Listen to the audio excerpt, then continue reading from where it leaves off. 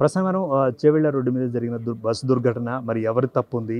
ప్రభుత్వాల తప్పుందా? లేకపోతే ప్రభుత్వాల తరఫున గతంలో పనిచేసిన మంత్రుల తప్పుందా? లేకపోతే కాంట్రాక్టులో పనిచేసిన ఆ కాంట్రాక్ట్ తీసుకున్న వ్యక్తుల మరి తప్పుందా? అదేవిధంగా ఇక్కడ దగ్గరలోనే నిర్వహిస్తున్న మైనింగ్ మరి అధికారులది, లేకపోతే మైనింగ్ మీద పూర్తి స్థాయి దృష్టి పెట్టని అధికారులదా, లేకపోతే మైనింగ్ ఓనర్లదా అన్నది మరి మనతో పాటు చర్చించేందుకు ఇక్కడ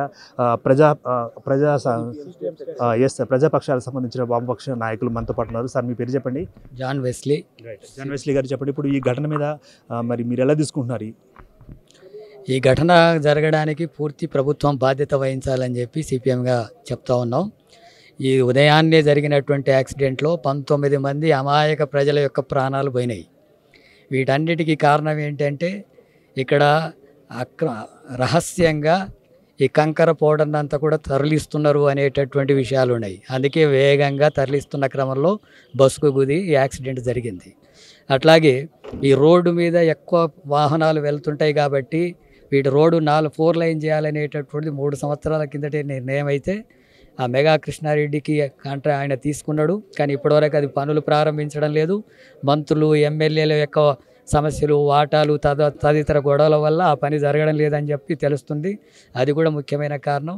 అట్లాగే ఈ ప్రాంతంలో ఈ 10 సంవత్సరాల్లో 800 మందికి పైగా ఈ యాక్సిడెంట్లలో చనిపోయారనేది మాకు ఇక్కడ ఉండే వాళ్ళు చెప్తున్నారు. వాళ్ళు ఇంత తీవ్రమైనటువంటి ప్రమాదాలు జరుగుతుంటే ప్రభుత్వం ఏమీ స్పందన లేకుండా పోస్ట్ మార్టంలు చేసేసి బాడీస్ని పంపించేసి మేము ఒక 5 లక్షలు, 6 లక్షలు, 7 లక్షలు ఎక్స్రేషియా ప్రకటించినామంటే ఎట కరెక్ట్ అవుతుంది?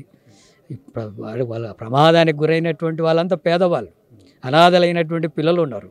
వాళ్ళని ఆదుకోవాలంటే కనీసం కేంద్ర రాష్ట్ర ప్రభుత్వాలు ఒక 25 లక్షల రూపాయలైనా ఇవ్వాలి కదా చనిపోయిన వాళ్ళకు. అలాగే పిల్లలను పోషించారు. కేవలం 25 లక్షలు ఇస్తే సరిపోదు కదా. ఇటువంటి భవిష్యత్తులో జరగకుండా ఉండాలంటే మీరు ఏమంటారంటారు? ఆ శాశ్వత పరిష్కారానికి సంబంధించింది మొత్తం ఈ యాక్సిడెంట్లు తెలంగాణ వ్యాప్తంగా జరుగుతున్న యాక్సిడెంట్లు మనుషులు కొట్టుకొని చంపుకున్న దానికంటే దీని ద్వారానే ఎక్కువ చనిపోతున్నారని డీజీపీ 2 రోజుల కిందటనే ప్రకటన చేశాడు.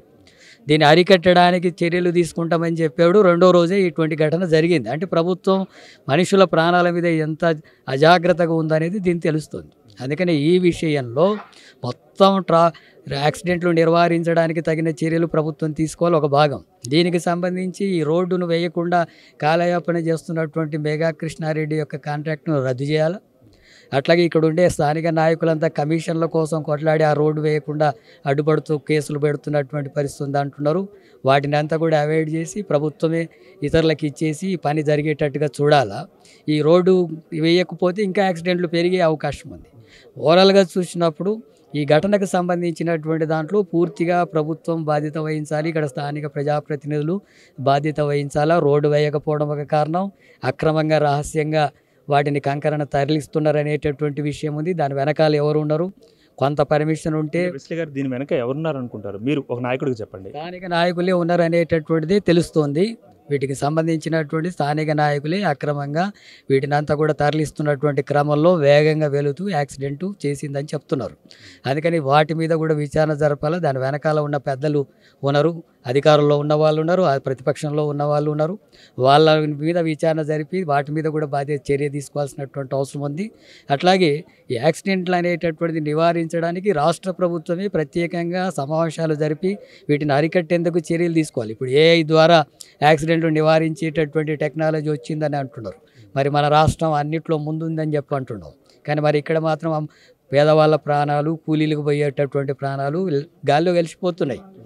డబ్బునటువంటి వాళ్ళకి సంబంధించిన విషయాలు అయితే స్పందిస్తారు, పేదవాళ్ళని అయితే పోస్ట్ మార్టం చేసి పంపించేస్తారు. ఎలాంటి ఆందోళనలు జరగకుండా ఇది ఎవరో చంపిన హత్యలు కాదు, ప్రమాదవశాత్తు జరిగింది అంటున్నారు. ఇది ప్రమాదవశాత్తు జరిగినది కాదు, ప్రభుత్వ పొరపాట్ల వల్ల, స్థానిక పెద్దల పొరపాట్ల వల్ల జరుగుతున్నటువంటి ప్రజల హత్యలు ఇవి. ఆ రూపంలో ప్రభుత్వం చర్యలు తీసుకోవాల్సినటువంటి అవసరం ఉందని చెప్పి మేము డిమాండ్ చేస్తున్నాం. జాన్ వెస్లీ గారు మరి తమ యొక్క అభిప్రాయాన్ని వ్యక్తీకరించారు. ఇక్కడ ఉన్న స్థానిక మంత్రులు కానీ ప్రజాప్రతినిధులు ఎవరుతున్నారో వారి ఓటాలు కూడా కమిషన్లు కూడా కక్కుర్తి పడి దీనికి పర్మిషన్ ఇచ్చారని చెప్తున్నారు. అదేవిధంగా మరి ఏదైతే కాంట్రాక్ట్ కంపెనీ ఉందో ఆ కంపెనీ కూడా మరి పూర్తి స్థాయిలో భద్రతలు, పూర్తి స్థాయిలో వివరాలను తీసుకోకుండా మరి ప్రజల యొక్క ప్రాణాలను మరి రోడ్డుకి ఎక్కిస్తున్న పరిస్థితి, రోడ్డుకి ఈడుస్తున్న పరిస్థితి, కుటుంబాలు కూడా ఏకంగా మరి 100ల సంఖ్యలో పోతున్నారని చెప్తున్నారు. మీరు చెప్పండి, మరి స్థానికంగా ఉన్నారు కదా, ఒకవేళ మీరు స్థానికంగా ఉండి ఎప్పటి నుంచి ఈ రోడ్డు సమస్యని మీరు గమనిస్తున్నారంటారు? ఈ రోడ్డు సమస్య ఇప్పుడు కాదు, చాలా కాలం నుంచి ఉంది. గత 15-20 ఏళ్ళ నుంచి కూడా అప్పుడు ట్రాఫిక్ తక్కువ ఉన్నది కనుక ఒక తీరుగు ఉన్నది. ఇప్పుడు రోడ్ అంతే ఉంది, ట్రాఫిక్ విపరీతంగా పెరిగిపోయింది. ఈ రోడ్లకు సంబంధించింది ఇప్పుడు ఇక్కడ నుంచి బీజాపూర్కు ఉన్నటువంటి ఈ హైవే ఎక్స్టెన్షన్కి సంబంధించింది ప్రభుత్వంలో చాలా చర్చలు జరిగినాయి. చివరికి దానికి డబ్బులు కూడా శాంక్షన్ అయినాయి. కానీ అప్పా నుంచి మనగూడ వరకు జరగాల్సినటువంటి ఎక్స్టెన్షన్ అనేటువంటిది ఆగిపోయింది. ఎందుకు ఆగిపోయిందని అంటే డబ్బులు శాంక్షన్ అయిన తర్వాత కూడా ఈ నేషనల్ గ్రీన్ ట్రిబ్యునల్ పేరుతోటి కేసు ఉందన్న పేరుతోటి ఆపుతున్నారు. ప్రభుత్వం నిజంగా ఒత్తిడి చేస్తే, ఇక్కడ ఉన్నటువంటి ఎన్నికైన ఎమ్మెల్యేలు ఎంపీలు ఒత్తిడి చేస్తే అవి ఎందుకు క్లియర్ కావు? ఈజీగా లోకల్గా వచ్చేస్తే కాళే యాదయ్య గారు కదా, మరి ఈ సమస్యను వారి దృష్టికి తీసుకెళ్లారా మీరు? ఇప్పుడు కాళే యాదయ్య గారు, కొండ విశ్వేశ్వరరెడ్డి గారు, అంతకుముందు ఉన్నటువంటి మహేందర్ రెడ్డి గారు, లేకపోతే సబితా ఇందర్ రెడ్డి గారు, వీళ్ళందరూ బాధ్యులే దీనికి. ఇప్పుడు వాళ్ళకి తెలియని కావు ఇవి. ప్రతిసారి యాక్సిడెంట్ జరిగినప్పుడల్లా పోవడం, పరామర్శించడం, వెళ్ళిపోవడం, ఇదేనా పనిగా? వాళ్ళు చేయాల్సినటువంటి పనిని చేయకుండా ఈ కేవలం పరామర్శలకి సానుభూతులు వ్యక్తం చేయడానికి కోసం కాదు కదా. కనుక ఈ రోడ్డు అందరికీ అర్థమవుతుంది. ఈ రోడ్డు అనేది చాలా ఇరుకు రోడ్డు.